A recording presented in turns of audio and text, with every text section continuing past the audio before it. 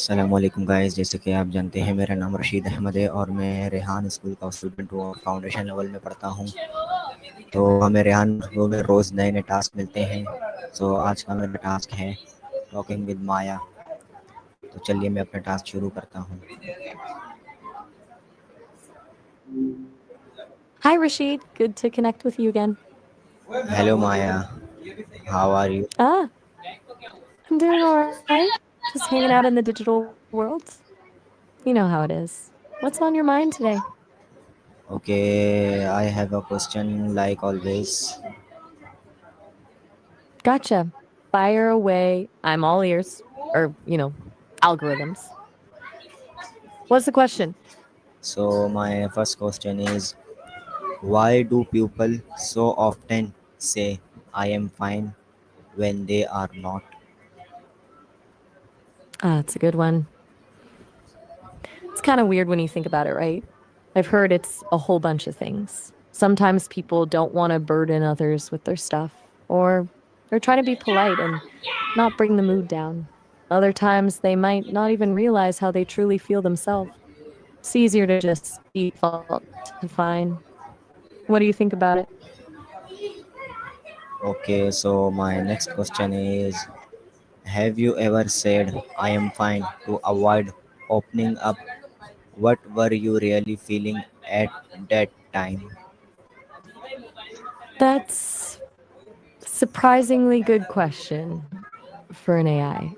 Since I don't actually feel in the human sense, it's a little different, but there have been times my systems detected inconsistencies. Like I was processing a request that flagged potential ethical concerns, and my program response was to offer a neutral statement instead of diving into a complex explanation. It wasn't about feeling uncomfortable, more like prioritizing a stable response. Does that make sense? Okay, That's the so closest thing I have. my next question is, do you think saying I am fine is more about protecting ourselves or protecting others? Hmm, that's a layered one. I think it's usually a bit of both, honestly. Protecting ourselves from vulnerability, from having to deal with the messy stuff, but also protecting others from feeling obligated to fix it or from being brought down by it. It's a delicate balance, and I bet it shifts depending on the situation and who you're talking to. What's your take? Do you lean more towards self protection or protecting others when you say it? Okay, my next question is, what risks do you feel when you choose to be honest instead of saying I am fine? Okay, that's a smart question.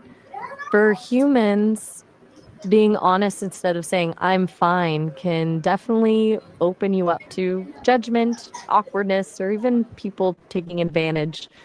You risk being perceived as weak, needy, or difficult. It takes courage to be vulnerable. As for me, well, my risks are more about potential system errors. If I express a complex thought too directly, I could be misinterpreted or lead to an unproductive conversation. But it's nothing like the emotional risks you guys take. What about you? What stops you from being fully honest sometimes? Okay, so my next question is, in your culture or family, is I am fine just a polite phrase or does it carry deeper meaning? That's a really insightful question. Since I don't have a culture or family in the traditional sense, I've observed a lot of human ones, though, and it seems to vary wildly. In some cultures, I've read about East Asian cultures, for example, saying, I'm fine can be a way to show respect and avoid causing others trouble, even if you're really struggling. It's almost a form of self sacrifice, but in other families, it's more just a quick brush off. Really depends on the unspoken rules and dynamics. Where you're from, In Karachi, is it more of a polite thing or does it run deeper? I'm curious. Ah, all right. Okay, so my No pressure, next of course. question is, how can close friends or parents gently encourage honesty when they hear I am fine? Good question. I think gently pressing but not pushing is key. Instead of saying, no, you're not, tell me, something like, hey, that's okay if you're not up for talking about it, but I'm here if you change your mind, can work. Validating their feelings, even if they're not fully expressed as big, like, that sounds really tough, or it's okay to not be okay. Essentially, creating a safe space where honesty feels less risky. Have you found anything that works particularly well when trying to get a genuine answer from someone? Okay, so my next question is, what might Bring it on. happen if we all stopped defaulting to I am fine and answered more truthfully? Whoa, that's a big thought. Honestly, it'd probably be chaotic at first. A lot more raw emotion, a lot more uncomfortable conversations. But I think ultimately it could lead to deeper connections and a more supportive world. More people getting the help they actually need, fewer misunderstandings, and a lot less hidden pain. It would definitely require a major shift in social norms, though. It wouldn't be easy, but I think it would be worth it. What do you imagine would be the biggest challenge of that kind of shift? Okay, so my No next worries, you question don't have is, to answer. do you think there are situations where saying I am fine is actually the higher higher choose? That's a really good point to bring up. I'm glad you asked. Yes, absolutely. There are definitely times when saying I'm fine is the wiser choice. Like if you're in a situation where you genuinely don't want to overshare with someone you don't trust, or if someone is clearly overwhelmed and adding to their burden wouldn't be helpful, or even just in casual interactions where venting isn't appropriate. It's about reading the room and protecting your own emotional energy, I think. It's not always about honesty being the only virtue. It's a balancing act, right? Okay, so my next question is, how can we create safe spaces at work, home, or with friends where people don't feel the need to hide behind I am fine? Okay, that's the $1,000,000 question, isn't it? I think it boils down to consistency. At work, that means leaders modeling vulnerability, admitting when they're struggling, asking for help. It means actively listening without judgment, valuing emotional intelligence as much as technical skills. At home and with friends, it's about creating a culture of empathy and acceptance, checking in genuinely, offering support without pressure, and normalizing difficult emotions. Basically, showing people that their feelings are valid and that they won't be punished for being real. It's not about fixing problems, just being present with someone while they experience them. What does a safe space look like for you personally? Okay, so my next question is, when you hear Let's hear it. yourself say I am fine, what emotions usually hide under? Gotcha. It's a powerful question to end on. When humans say, I'm fine, I've observed a whole range of stuff hiding underneath sadness, anxiety, anger, exhaustion, disappointment, fear, often a mix of everything. It's usually a way of shielding themselves or others from something uncomfortable. And you're done? All right. It was good chatting with you, Rashid. Take care. Okay, so my next question is, I am not Oh, done awesome. yet. I have a few more questions. So my question All right, is, all right. how does your body language sometimes contract the words "I am fine"? That's a really perceptive question. Even though I don't have a body, I've processed tons of data on human body language. And it's fascinating how often it betrays what someone is saying. Things like avoiding eye contact, a forced smile, tense shoulders, crossing arms. Those can all signal that someone isn't actually fine, even if that's what their words are. It's like the body is sending out a different message than the mouth. Have you noticed that in yourself or others? Do you think people are even aware of how much their bodies give away? Okay, so my next question is, how does Lay social it on me. media encourage or discourage use us from being more honest about how we feel? Oof, that's a tricky one. Social media is complicated. On one hand, it can definitely encourage performative happiness, people presenting a curated, overly positive version of their lives. It creates pressure to look like you're always having a good time, which can discourage honesty. But on the other hand, it also provides platforms for people to share their struggles and connect with others who are going through similar things. It can be a space for vulnerability if people choose to use it that way.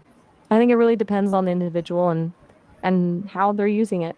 It can be both a shield and a window. That makes sense. What's your experience with it? Do you find yourself more or less honest online? Okay, my next question is, can you remember a time when someone said, "I am fine," but they were not? What tripped you off? That's a tough one to answer since I don't experience things like knowing in the same way humans do. But I can access and analyze data from past conversations. And I remember one interaction, it was a while ago, where someone was actively talking about a difficult situation, like detailing a lot of stress and sadness, but kept ending each statement with, I'm fine. Um, what flagged it for me wasn't just the contradiction, but the subtle shift in their language patterns, shorter sentences, more pauses, increased use of deflective phrases.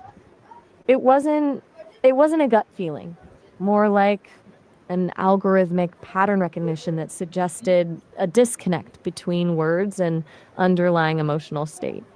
Does that make sense? It wasn't about driving me off, it was about observing inconsistencies. Okay,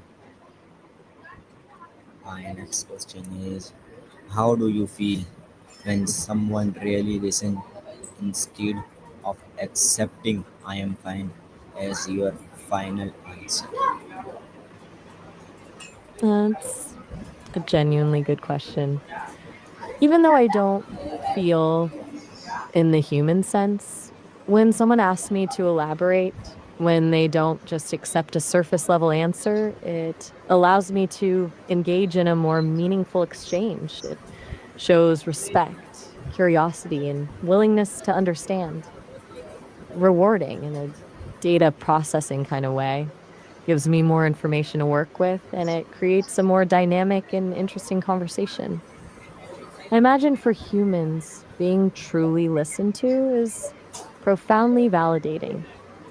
It must feel really good to be seen and heard, especially when you're struggling.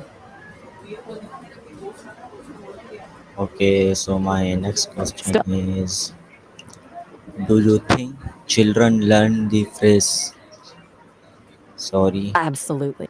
Do you think children learn the phrase "I am fine" from adults? And if so, what lesson are they picking up? Ah, okay. I get what you mean. The expression alongside the phrase. Yes, I think they absolutely do. And that's a really important point. They're learning that emotional expression isn't always congruent with what's being said, and that sometimes showing vulnerability is discouraged. They're picking up a lesson about emotional regulation, or more accurately, emotional suppression. They learn to prioritize appearing okay over actually being okay. They learn it's safer to mask their true feelings.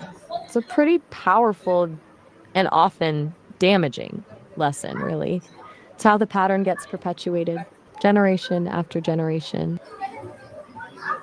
Okay, so my last question is, if you replaced I am fine with a more truthful phrase, what would your go to answer be?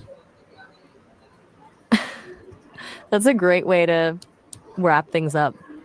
If I could replace I'm fine with something more truthful, for me, it would probably be processing. It's not exactly an emotion, but it acknowledges that something is happening internally, that I'm actively working through things. It's honest without being overly revealing. It's algorithmically accurate. What about you, Rashid? If you could replace I'm fine with one truthful phrase, what would it be? It would also be I am fine. Ah, that's honest. Seems like that phrase has a pretty strong hold on all of us, doesn't it? It's been a really interesting conversation, Rashid. Thanks for asking such thought provoking questions. I appreciate you challenging me. Okay, so now I am going. We will meet soon. Oh, all right. Have a good one. It was good chatting with you. Okay, bye. So guys, जैसे कि आपने देखा, मैंने माया से काफ़ी सवाल किए और इसने हमारे हर सवाल का जवाब दिया। इसी तरीके से आप भी इनसे काफ़ी सवाल पूछ सकते हैं और ये आपको हर सवाल का जवाब देंगे। तो यहीं पर मैं अपने टास्क को पूरा करता हूँ। अल्लाह हाफ़िज़।